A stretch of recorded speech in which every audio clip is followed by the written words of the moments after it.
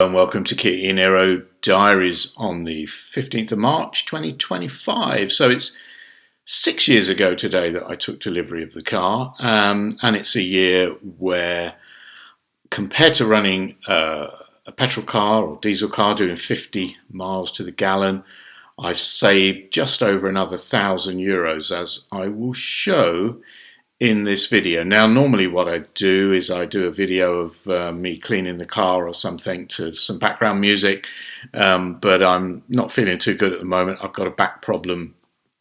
I had a scan yesterday at hospital, so I'll get the results of that on Monday.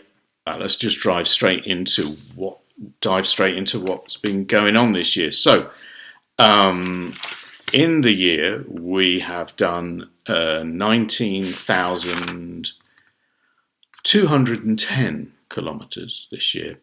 There's 117,059 kilometres on the odometer, so the car has covered 72,576 miles. So over the 6 years, we've averaged 12,096 miles a year.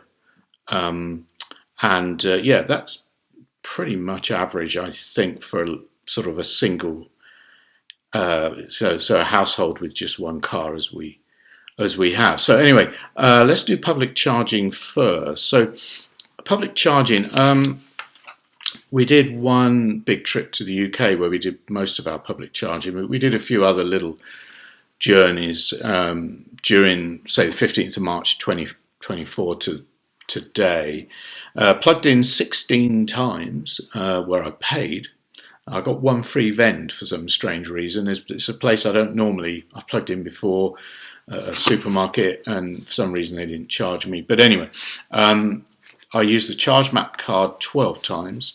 I used Tesla 3 times, and a French company called EV-Map once. We spent €203.68 on public charging during the year, and that bought us 372 kilowatt hours at an average price of 54.7 euro cents. So that includes the charging we did in the UK, which is obviously a bit more expensive. Now, what that gave us in terms of kilometers at the average efficiency, and I'll talk about average efficiency in a minute, is 2,676 kilometers of driving. So that meant that 16,572 kilometers was from home charging. So I'm going to talk a bit about efficiency now, because what I've always done in the past years is just I've never bothered resetting the cumulative data. I just let it roll on and roll on, and of course, because when we get to March, it's had the winter, so the worst sort of efficiency. It's always sort of a bit high, and I thought, well, last year I zeroed it on the 15th of March, and then I looked on the 15th of September and zeroed it again. So what we end up with is an interesting little calculation. So between 15th of September and 15th of March, and actually we did do our only long journey, really, our only long road trip was in the winter in December. So we averaged 15.1 kilowatt hours per 100 kilometers. That's 4.1 miles per kilowatt hour. But between September and March, we did 8,966 kilometers. But between last March and September, we did 10,244. Now, I think that's quite normal. You tend to do more driving in the summer.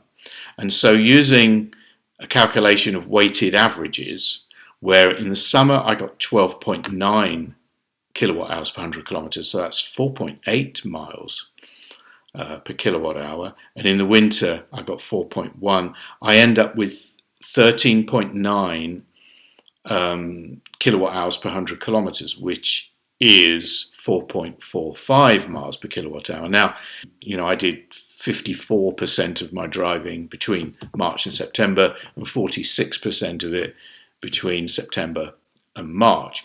So what we end up with then is an average efficiency of 13.93 kilowatt hours per 100 kilometers,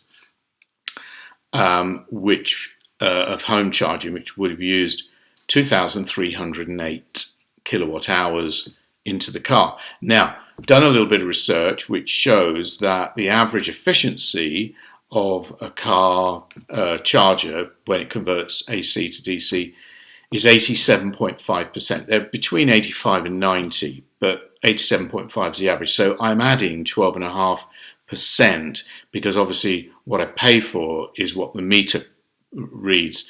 So I've paid for 2,597 kilowatt hours in the year, and my price for that is 20.16 centimes, which means, okay, and this is assuming I didn't have the solar panels and I was paying for all of this, I would have paid 523 euros 56 for home charging, plus the 203.68 for public charging.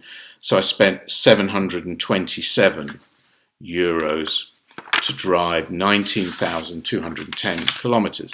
So comparing that with a fossil fuel car doing 50 miles per British gallon, none of this American stuff, of course, their gallons are a bit smaller, then I would have had to buy just over 1,000 litres, 1,005 litres of petrol. Now, I'm not going to include diesel in this because diesels are pretty much out the picture. They're hardly selling any new ones.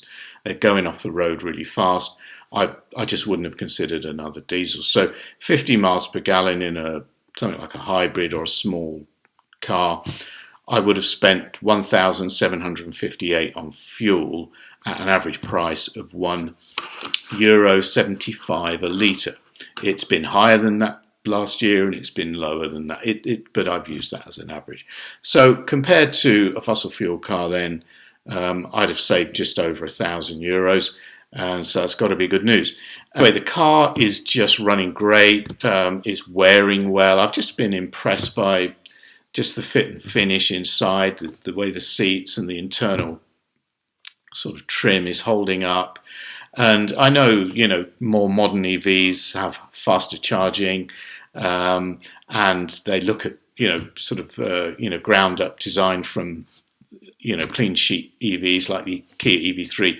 They do look a lot more sort of modern and quirky. But I think the look of the Niro is quite good. I like the chrome door handles, and it's all kind of holding up well. It's becoming a bit of an EV classic, actually. And to say, the efficiency on this car is just great. And I drive it at, I don't drive like 130 all the time. I drive typically 110 to 120 when I'm on the motorways, and that's just how I feel comfortable. But anyway, that's my numbers for this year.